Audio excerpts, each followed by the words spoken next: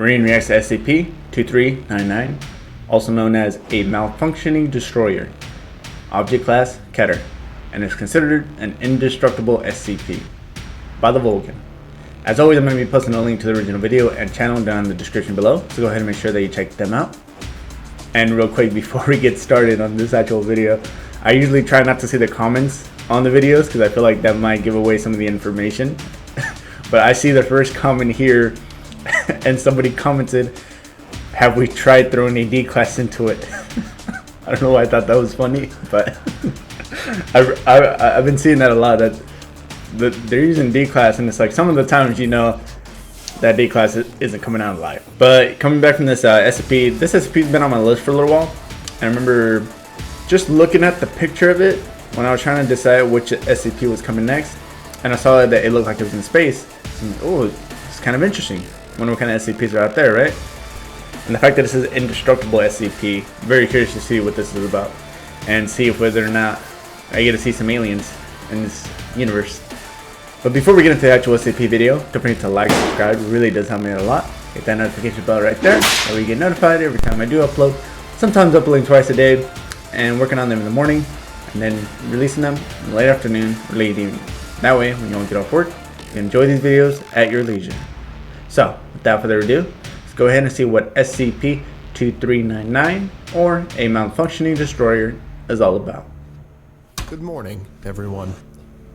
My name is Researcher Miller, and the item number that we're going to be studying today is SCP-2399, Object Class Keter.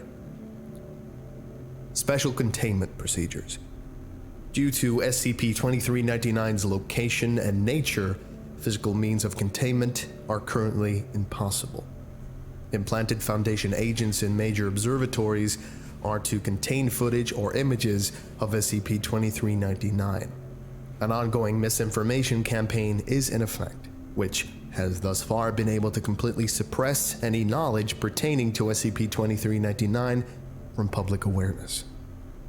Foundation satellites in orbit around Jupiter are to maintain constant vigilance of SCP-2399's reconstruction efforts, and make all attempts to hinder that process should SCP-2399 reach a minimum of 75% completion.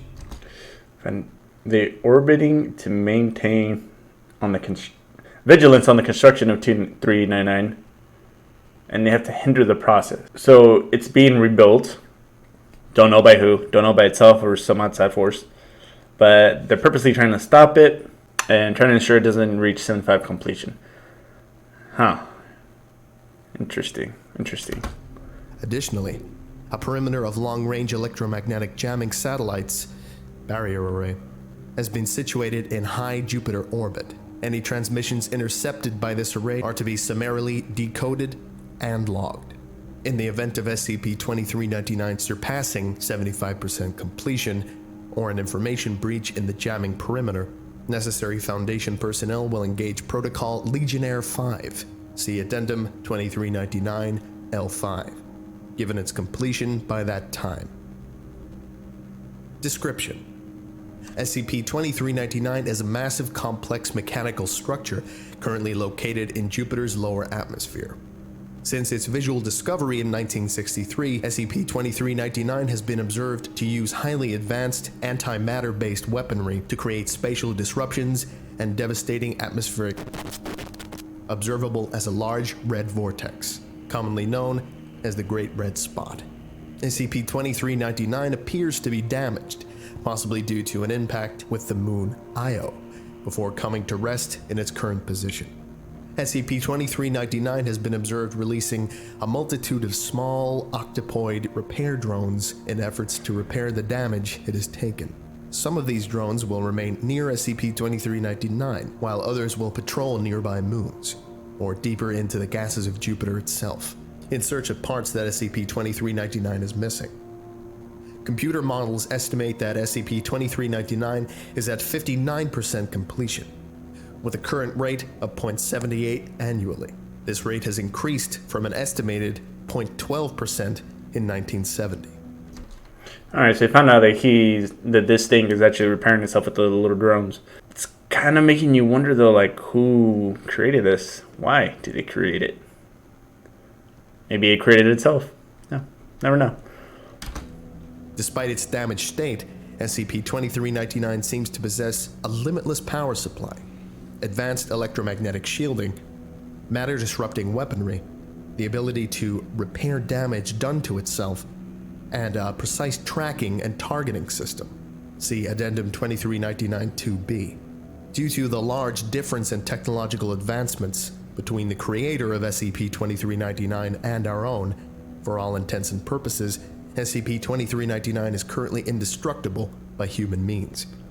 In theory, SCP-2399 might be left vulnerable by a powerful enough electromagnetic pulse. Unfortunately, this technology does not yet exist. Since 1971, SCP-2399 has been the recipient of an unending stream of electromagnetic-based communications originating in the Triangulum Galaxy, roughly 3 million light-years from Earth. The means of SCP-2399's travel to our solar system and the means of its communications are all unknown. From 1971 to 1985, SCP-2399 continuously received a single coded message, which through code-breaking and translation efforts appeared to be a command to repair the damage it incurred upon entering our solar system. At this time, the barrier array was established to intercept these messages. This coincided with a period of radio silence from the origin of the communications, until 1996, when a different order began transmitting. The barrier array has thus far prevented SCP-2399 from receiving this command. See Addendum 2399, Comm Log. This kind of makes you also think about, like, is this machine just following its own protocols, or is it sentient, possibly? That might be reaching a little far, but they also said that the reason for it being there is still currently unknown, and as far as its form of communication. SCP-2399 Discovery Notes. SCP-2399 was originally observed, albeit unknowingly, by Giovanni Cassini in 1665. The following is taken directly from Cassini's journal on the event, translated from Italian to English. October 8th, 1665. I have observed something extraordinary in the heavens. Last night, as I gazed through my looking glass, I saw what appeared to be a star of great luminance streak through the far reaches of our solar system. I have never recorded an object moving so fast. It had surpassed the outer planets in fewer than 2 hours. As I watched, by my own 2 eyes, I saw it slow as it closed on Jupiter, make a sharp turn, and disappear into the planet itself. I saw many bursts of light afterwards, but although I continued to peer at it until the sun broke, I saw no additional disturbances in the night sky. I must continue to document these changes and will alert my colleagues when the day is upon me. October 15th, 1665. I took Peter to my observation point last night, but a week from the night I saw the fire rain upon Jupiter in the heavens, he brought along his own looking glass, and together we aimed our view upon the giant. To our surprise, a magnificent change has occurred, where once the distant world showed only bands of color, there is now a great red spot where the star came to rest on the surface of Jupiter. Peter was incredulous, of course, that such an amazing discovery could have taken place before our very eyes. I will continue to take note of this. October 18th, 1665. Tonight, as I peered through my looking glass, I swear on my life that I observed what looked to me like explosions and starbursts emanating from our red spot. I fear my mind is playing tricks on me. There has been no record of such violent outbursts by a heavenly body since the dawn of astronomy. I will consult with Peter on the morrow and hopefully glean from him some advice on the matter. October 19th, 1665. Peter sees the same as I. As I approached him with my concerns, he leveled the same with me, and through our following discussion we concluded that it must be a powerful reaction to the falling star I saw upon the first night, and not a product of our own shortcomings. I am left wondering what cataclysmic event must be taking place on our heavenly neighbor. Our work to document this must go on. This is Addendum 2399-2B. At hours on Barrier Unit 53 observed one of SCP-2399's repair drones closing on a piece of debris, quickly determined to be part of a damaged communications array. Because of the nature of this specific component and the ramifications of allowing SCP-2399 to recover it, it was ordered that Barrier Unit 45 fire upon the drone with its onboard concussion batteries. Batteries were discharged. However, the drone appeared undamaged. Footage obtained by Barrier Unit 53 shows that while the payload in question was launched towards the repair drone, it was destroyed within 5 kilometers of the target by additional charges originating from SCP-2399. Command lost contact with Barrier Unit 45 15 seconds after initial discharge, with video observation showing that SCP-2399, the resulting spatial anomaly originating the termination of Barrier Unit 45 by Barrier Units 44, 51, and 55. Under no circumstances are any Barrier Units to further engage SCP-2399 or drones released by SCP-2399. Addendum 2399-2C, Project Gygus. After the events, it was decided that necessary force would be authorized to destroy or incapacitate SCP-2399, using Foundation resources as well as resources from 45 nations, notably a platform, warheads bearing MT payloads, and warheads bearing EMP detonators was launched and placed in orbit around Europa. At hours, with orders from 15 heads of state and 05, and 05. You could have just said the 05 Council. The entire payload of Project Gygus was launched toward SCP-2399.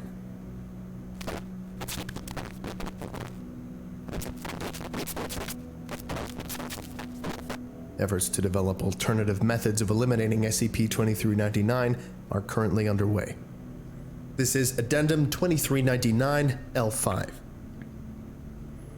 So, SCP-2399, have you ever sat and wondered, maybe after you hear about a car accident on a street you were just on, or a bombing in the city you were just visiting, just how lucky you are to be alive, just how many things have to go right for you to continue to exist.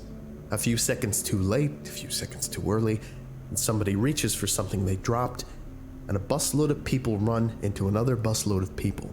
Sometimes this kind of thing does happen, as we've seen far too often. But that's what we're here for. To protect those who can't protect themselves from things that they wouldn't even know to protect themselves from. We can't do it all though.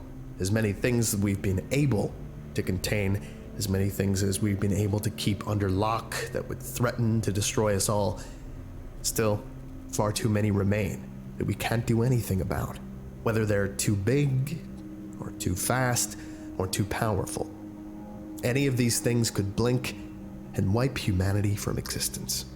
The fact that they haven't done so yet is just luck.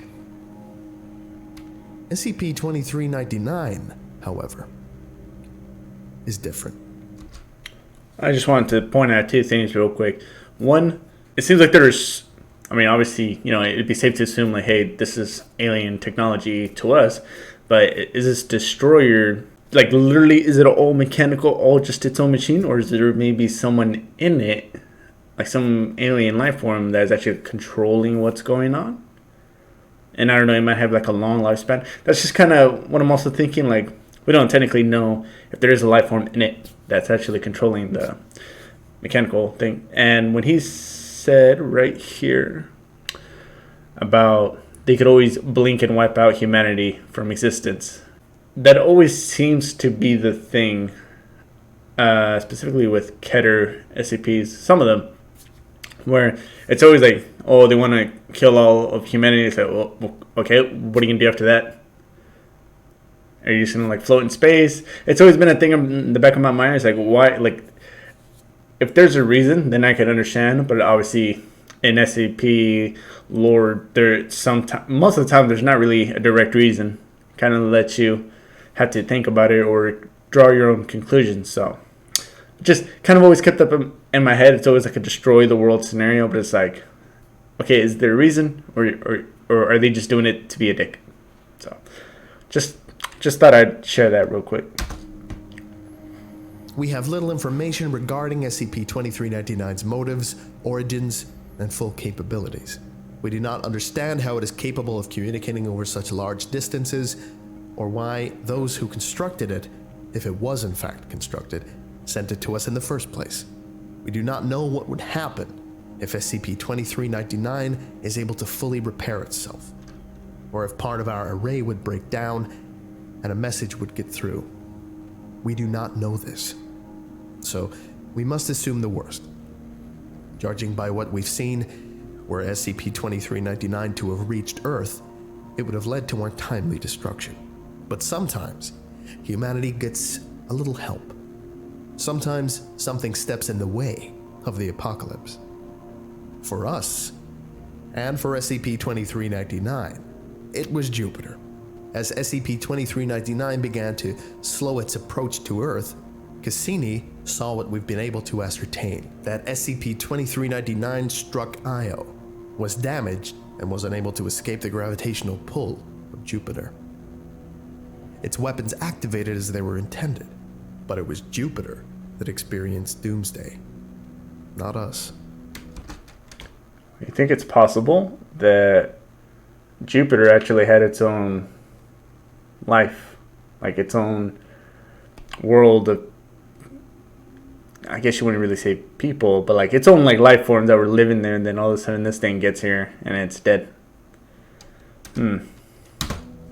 Eventually, though, it's likely that SCP-2399 will resume full functionality, and will likely be able to pull away from Jupiter and proceed to its target.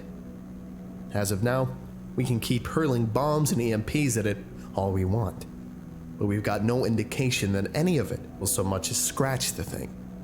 On the contrary, experience dictates it would do nothing at all. If this were to happen now, we would undoubtedly be destroyed. Jupiter has given us time, for now. SCP-2399 will remain there, reassembling itself, while we devise some way to stop it. Like it or not, we're in an arms race with this thing. Best guesses give us something like 25 years until it is able to hear past our dampening array. Until then, we must seize the opportunity that has been laid before us. We must use the time we have been given and not let it be wasted. So, we devise Protocol Legionnaire, one gigantic EMP, powered by God knows what, followed by a volley of nukes, enough to wipe out our civilization 1,000 times over. A blunt plan, and simple, and likely futile. Our researchers and researchers around the globe have yet to devise even a way to deliver that kind of pulse, let alone a way to power it. There is no indication whatsoever that we will be able to complete Legionnaire on time, or if it'll do what is intended once it's completed. But we must try. We must do something. Even if we have to drain our banks and empty our minds, we must try. Not often do we get a chance to see the swerving bus that will end our lives and step out of the way. Jupiter, unknowingly, has offered us that chance. I suggest we take it. Randall McCallan, Director, Barrier Project. Site. Addendum 2399, Com Log. All messages logged are to be understood as having repeated themselves continuously until either a new message is logged or a logged instance of radio silence. 1971. Unit is damaged. Repair. 1985. Updating orders. Maintain position. Repair. 1985. Period of radio silence. Barrier array is established. 1996. Unit is out of range of target. Proceed to planet number 3 in system. Coordinates redacted. Repair. 2015. Unit is out of range of target. Proceed to planet 3 in system. Coordinates redacted. Priority is target. Cease repairs. Okay. On that note, this concludes our lecture for today. Thank you all for listening. Alright, let's talk about that for just a minute. I didn't have too much to say. Got a lot of what I did want to say out during the video. Obviously, they can't destroy this by conventional means, right? Unless they had some mega EMP, but they haven't, like, it's not created yet.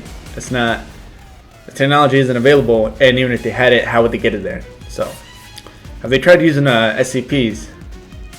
Like some reality ones that can maybe open up dimensions, or I don't know. If anybody would have a good idea as to what SCP might be able to help with this, like to get rid of it, or at least throw it away or something, anything, comment that down below, because I'm very curious to see what you all think. And one last thing, I saw somebody in the comments below says, I wonder if the aliens saw all the dangerous anomalies running around on the blue planet and sent a weapon to make sure they wouldn't spread any further. Now, that's very interesting, because so far I haven't seen anything alien wise. But if they knew that this world had all these things in it that just don't make sense, and they have anomalous properties, capabilities, everything, and then they put this to essentially just wipe it all out to ensure that it didn't escape somewhere else. But that's gonna go ahead and do it for this video. Don't forget to like, subscribe, really does help me out a lot. Hit that dislike button if you didn't like this video, that way it helps me improve the channel. And if you're curious to see what videos are going to be coming up next, go ahead and check the description down below. You're going to see a little list of about 5. From top to bottom, that's going to be how I view them. But until then, see you all in the next video.